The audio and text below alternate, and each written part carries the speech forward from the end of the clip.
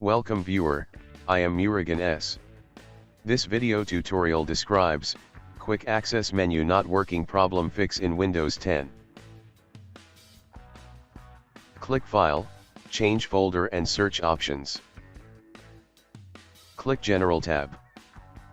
Change Open File Explorer to Quick Access.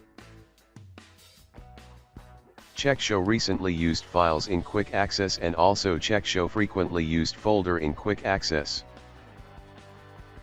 Click Apply, OK.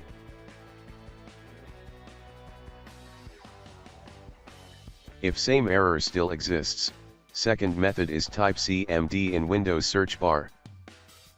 Right-click Run as administrator. Click Yes to continue. Copy first command from description and paste it.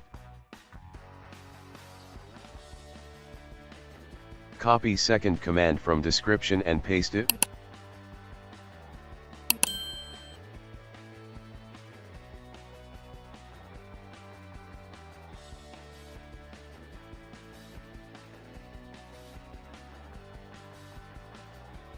I hope this video tutorial helps to you. Please like, share and don't forget to subscribe my channel. Thank you very much. See you next video.